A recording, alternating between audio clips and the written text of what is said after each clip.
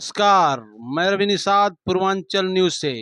मैं इस समय मौजूद हूँ जिला टॉपर जो यूपी बोर्ड परीक्षा का रिजल्ट घोषित हुआ था अंशिका यादव जी के वहाँ, और जो यूपी में 8वां स्थान प्राप्त किए हैं उनको सम्मानित करने के लिए आए हुए हैं इंजीनियर धर्मेंद्र कुमार जी, जो धवौली अधिवेशन के संयोजक रहे हैं।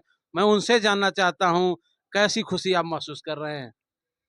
मुझे बहुत ही हर्ष हो रहा है। और अंशिका जी ने पिछले 3-4 बार धवौली वार्षिक अधिवेशन में इन्होंने पार्टिसिपेट किया और हमेशा ये टॉपर रही हैं वहाँ पे। जब मैं सोनभद्र में अपनी ड्यूटी पे तैनात था, जब मुझे पता चला तो निसंदेह एकदम गर्व से सीना चौड़ा किसके हो गया। माध्यम से आपको पता चला? आप खुद मुझे बताए थे, आपने फ़ोटो भी भेजा था, आपने रिज़ल्ट भी भेजा था। उसके बाद मुझे अच्छा लगा कि आप और बहुत ही इतनी खुशी मिली कि कम से कम और ये हम पहले पता चलता था कि जो हमारा कंपटीशन जो होता था, उसमें टॉप 10 में आना बहुत एक चैलेंजिंग होता था, जिसमें 4-4, 500 बच्चे पार्टिसिपेट कर रहे हैं, उसमें टॉप 10 में आना। और मुझे अच्छा लगता था और हमेशा हमेशा रणविजय भैया जो इनके पिताजी हैं, वो हमेशा साथ में अंशिका को लेके आते थे, चाहे प्राइज़ लेना हो, चाहे कॉम्पिटिशन दिलाना हो। तो निसंदेह है सबको धवौली खुशी होगी। धवौली अधिवेशन का मेन मुद्दा क्या है? किस प्रकार से नौजवानों को आगे उठाना है? आपका क्या विजन है? इस बारे में कुछ बताएंगे हमारे दर्शकों को? जब हम पढ़ते थे यहाँ पे रामपुरवा इंटर कॉलेज रामपुरवा का, मैं भी छात्र था, तो मुझे लगता था कि आज जिस पद पे मैं रह गया, अगर मुझे भी कुछ गाइडेंस मिला होता या कंपटीशन के लिए प्रेरित कोई किया होता, तो शायद कहीं और ऊपर होता। तो मुझे लगा कि गाँव ग्रामीण क्षेत्रों में थोड़ा-सा ये दिक्कत रहती है, तो लोगों को बच्चों को कंपटीशन के लिए प्रेरित करना मेरा एक उद्देश्य था, जिससे एक बच्चों के अंदर कंपटीशन की भावना आपके आएगी। अधिवेशन की बच्ची है, आपको कैसा फील महसूस हो रहा है? बहुत ही गर्व महसूस हो रहा है और मैं बहुत-बहुत बधाई देता हूँ और उज्जवल भविष्य के लिए शुभकामनाएँ देता हूँ कि अंशिका जैसे इस बार हम लोगों का नाम रोशन की हैं, क्षेत्र जवार का नाम रोशन किए हैं, उसी तरीके से आगे इनका भविष्य उज्जवल हो और पूरे देश का नाम रोशन करें, देश का प्रतिनिधित्व करें, जिस भी इंटर पद पे जाएँ। इंटरमीडिएट कॉलेज रामपुरवा की छात्रा हैं।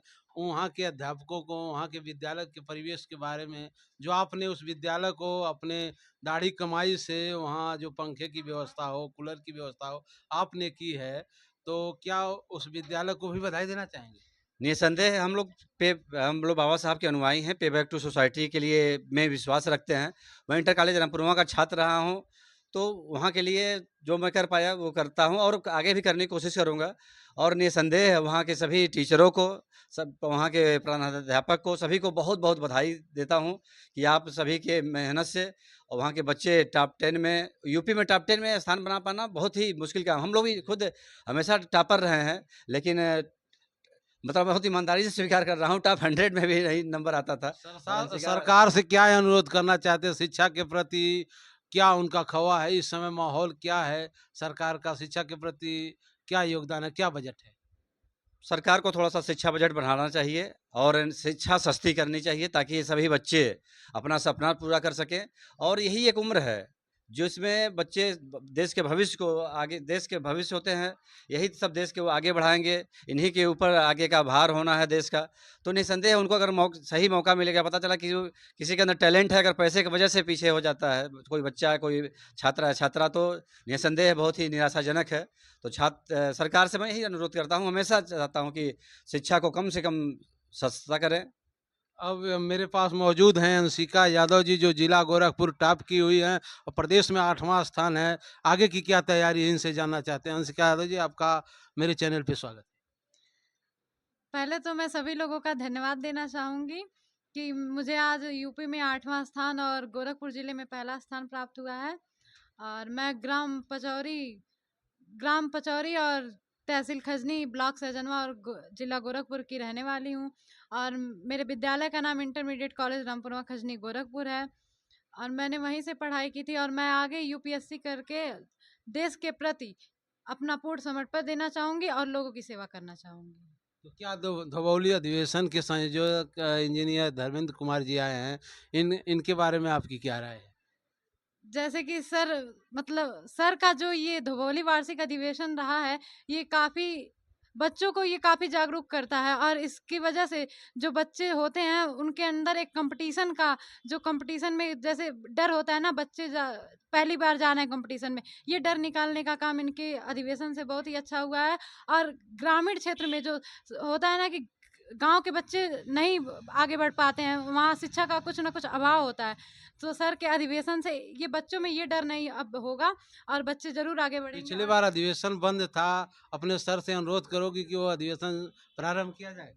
हाँ, मैं बिल्कुल कहूँगी प्रारंभ किया जाए, क्योंकि वो बच्चों के लिए एक बहुत अच्छा प्लेटफॉर्म है और इससे बच्चे बहुत आगे निकलेंगे। यूपीएससी करने के बाद क्या देश की सेवा में युवाओं को क्या आप संदेश देना चाहती हैं कि मौजूदा समय में किस विद्यालय से और कोचिंग सेंटर से आपने ये यूपी टॉप किया है, यूपी में 8वां स्थान आया है, अपने बहन भाइयों को क्या संदेश देना चाहती हैं?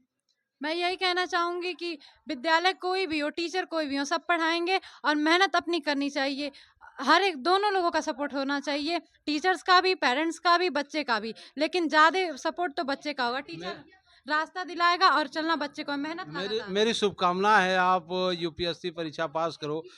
डीएम बनने के बाद आपका क्या करने का एक तमन्ना है, इस बारे में कुछ बताएंगे? पहले तो मैं शिक्षा पे काम करूँगी और बेरोज़गारी जो इस समय ज़्यादा है, अगर लोग शिक्षित होंगे तो बेरोज़गारी ऑटोमेटिक घट जाएगी। तो मैं शिक्षा पे ही काम करना चाहूँगी, क्योंकि हर एक मुश्किल जो होगी वो शिक्षा, जब लोग शिक्षित होंगे तो परेशानियाँ अपने आप कम हो जाएँगी। आप अपनी सरकार से क्या अनुरोध करना चाहोगी? मैं यही कहना चाहूँगी कि जो शिक्षा है उसको थोड़ा, शिक्षा के क्षेत्र में काम करें और शिक्षा को थोड़ी सस्ती बनाएँ, जिससे सभी बच्चे जो गरीब बच्चे हैं, अभी सर ने भी कहा कि टैलेंटेड होते हुए भी मतलब पैसे के अभाव में, एक आर्थिक स्थिति ना सही होने के कारण उनका जो टैलेंट है वो कहीं न कहीं दब के रह जाता है। तो इस पे वो काम करें और हर एक बच्चे को वो मौका मिलना चाहिए। और अंशिका यादव के पिताजी मेरे पास मौजूद हैं, उनसे जानना चाहते हैं कि इंजीनियर धर्मेंद्र कुमार जी आए हैं, आपको कैसा महसूस हो रहा है कि बच्ची को आपके सम्मान देने आए? हाँ, बहुत अच्छा महसूस हो रहा है। ये इनसे परिचित बहुत पहले से ही हैं। अधिवेशन में बार-बार जाते थे, साथ रहते थे। इनकी जो एक थी कि शुरुआत इनकी अच्छी है कि क्षेत्र के बच्चे जब एक बार परीक्षा में बैठे वहाँ, तो उनको परीक्षा देने का माहौल पता लग गया। और यह बहुत ही चीज़ है, ग्रामीण परिवेश में ये मिलता नहीं है, जो इनके द्वारा रामपुरवा में परीक्षा कराई जाती है। इससे बच्चों को माहौल और फिर परीक्षा देने का जो तरीका है, पैटर्न, बड़े आसानी से पता हो जाता है और निडर हो जाते हैं। आप भी टीचर हैं, अपने बच्चों को क्या संदेश देना चाहते हैं?